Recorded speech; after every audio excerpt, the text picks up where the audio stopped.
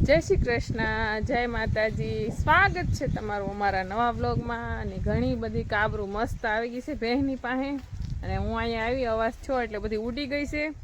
અને ભેંને રિકવરી આવી ગઈ છે ઘણી ખરી. ને જે કાંઈ હતું એ બેસી ગયું છે અને મટી પણ ગયું છે ઘણું ખરું. અને જો અત્યારે સૂતી છે આવી રીતના. અને જે આની ચામડી ઉપર કાબર બેસે અને એની ચામડી ઓલી કરે તો કાબરે એને બહુ જ ગમે બહેને. તો આપણે વાત કરીએ છીએ તો ઊભી થઈ ગઈ ને કે ઊભી ન થતી, હુઈ રહેતી અને ઓગાળે છે મસ્ત. ને કાબર બધી ઉડી અને ગુંદામાં અહીંયા ઉપર વહી ગઈ છે. અને કાબરે બહેને કાબરું એની પાસે આવે એટલે બહેન એકદમ આરામથી સૂઈ જાય અને એની ચામડીમાં જે કાંઈ હોય એ બધું સણી લે. એટલે એક જોતા કાબર ડૉક્ટર જેવું બહેનની ઉપર કામ કરે છે. અને ઘણી બધી મસ્ત રાહત થઈ ગઈ છે. આપણી હોનું અને કંકુ બે તડકે બાંધેલી છે. અને આજે ટાઢો પવન છે એટલે હાલ છે એટલે બેને તડકે રહેવા દીધી છે. અને આપણી ઢેલને જો અહીંયા લઈ લીધી છે કંકુની જગ્યાએ, કારણ કે એને થોડુંક સવારે ઠંડી જેવું લાગતું હતું એટલે થોડુંક મોઢે સુધી ઓઢેલું રહેવા દીધું. ને અત્યારે હાવ રાહત છે, કંઈ વાંધો નથી. પણ ટાઈટ બહુ હતી એટલે એને સવારે થોડીક વધારે લાગતી હતી એટલા માટે. કંકુને તડકો વધારે લાગે છે, હોનુંને નથી લાગતો. હોનુંને આપણે જે નાળિયેરીનો છાંયો હશે એ આવી જાય એટલે કંકુને આપણે ફેરવી લેવાની છે આ જગ્યાએ.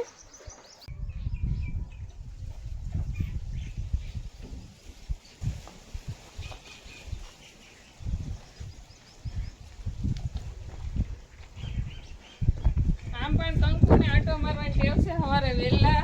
અને આખા દિવસની 1-2 વાર આટો મારવા જોઈએ ફળિયામાં. એટલે પાવાની બાને આટો પણ મરાઈ જાય, પાણી પણ પી લે. પાણી પી લે.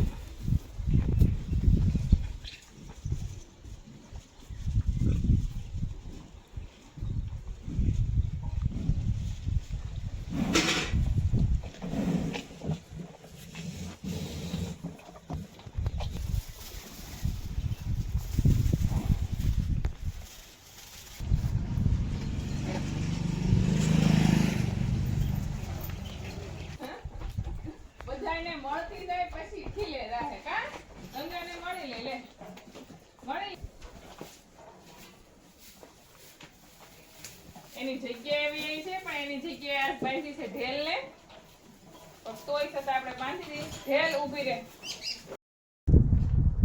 બપોરના વાગી ગયા છે 2:30 અને બધું કામ કરી અને હાહુ જો રાહ જોઈ છે જેનીના પપ્પાની. અને રસોઈ બધી બનાવી અને મેં અહીંયા જો મૂકી દીધી છે. દાળ ઢોકળી, ભાત અને સંભારો. મેં ફોન કર્યો હતો આગળ તો મેં એને એમ કીધું કે ક્યારે આવશો. તે એ કહે છે થોડીક વાર લાગશે. મેં કીધું શું હોય છે? તો એ કહે કે દાળ ઢોકળી. ના, મેં કીધું તમને ગમે એવું રસોઈ બનાવી તો જ તમે મોઢો કરો એમ. તે એ કહે કે કેમ દાળ ઢોકળી બનાવી? એમ ડાયરેક્ટ એમ જ પૂછ્યું એણે. મેં કીધું હા દાળ ઢોકળી બનાવી. કારણ કે એની દાળ ઢોકળી એટલી ફેવરિટ છે ને કે એની વાત ન પૂછી. એને એટલે કેમ 56 ભોગ ધરી તો એના કરતાં એને દાળ ઢોકળી એટલી પ્રિય છે. તો આજે મને એમ છું કે એ વહી આવશે, રોજ વહેલા વહી તો વહી આવશે તો બનાવી રાખું. પણ 1 વાગ્યાની બની ગઈ છે. પણ રાહ જોઈ છે હા હો કેમ થાય. આવી જાય પૂર્વાદર પપ્પા. અને આજ મોડું થવાનું કારણ એ છે કે દાદા અને પૂર્વાન પપ્પા બે હારે ગયા છે અને થોડુંક કામ છે એટલા માટે. અને હવે હાહુ વાટ જોઈ છે જ્યારે આવે ત્યારે હાસા. ને આવશે એટલે સીધા જમીન ગાયું પાસે જવાનો વારો આવશે. કાબા ગાયુંનો ટાઈમ થઈ જાય. પૂર્વા પપ્પા સીધ ગયા હે? ક્યાં ગયા હે? તો જો અહીંયા બધી તૈયારી કરીને મૂકી દીધી છે. તો મારે ને પૂર્વાને ને માને ને બધાને વાટ જો. પૂર્વાએ રોજ ખાવું કરતી એટલે આજે એ નથી માગતી. ખાવું છે તારે? જો લગ્ન કરીને એને બેનના ઘરેથી એ બા કેવું ગયું હતું હે? બધી બેનો ભેગા થયા હશે ને મામા. હા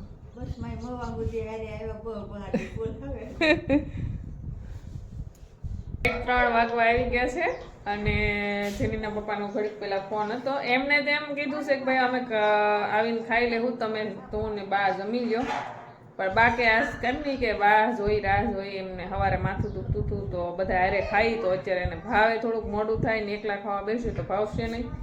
તો અમે હજી રસોઈ બધી જો ન્યાની ન્યા છે અને પૂર્વા હું અને બા બધા રાહ જોઈ. તાર પપ્પા આવ્યા આવી ગયા. આવ્યા પૂર્વા? જો પૂર્વા વાટ જોઈને બેઠી તમારી. કોણ આવ્યું? હે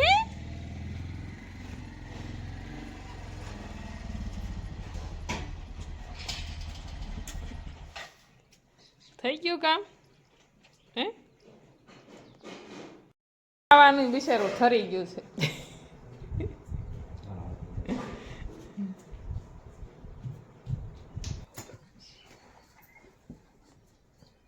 અને બહેને પણ અત્યારે ડૉક્ટર સાહેબ આવ્યા હતા જોવા માટે કે કેમ છે, રિકવરી છે કે નહીં. તો બહેને પણ મસ્ત જવાબ મેળવશે કે ઘણું સારું છે, કંઈ વાંધો નહીં આવે. તો બહેને સારું છે.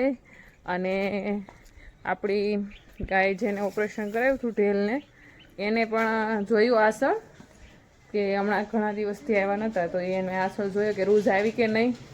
તો ઢેલને મસ્ત રૂઝ આવી ગઈ છે, એકદમ આસળમાં ચામડી મળી ગઈ છે. અને ફરી આજે પાછો એમને એવો સ્પ્રે છાંટ્યો કે જે 24 કલાક સુધી એક પણ માખી ન બેસે. સ્પ્રે છે પણ એ પેલો છાંટી છે તો આવી રીતના કલરવાળો અસર નથી થતો, આમને આસળ જેવો જ રહે એવો સ્પ્રે હતો એ છાંટતા. પણ આજે એને પહેલી વાર અલગ જ સ્પ્રે છાંટ્યો છે. એટલા દિવસો મેં પણ પહેલી વાર જોયો ને એમને પણ બહારથી ડૉક્ટર સાહેબે મંગાવ્યો છે.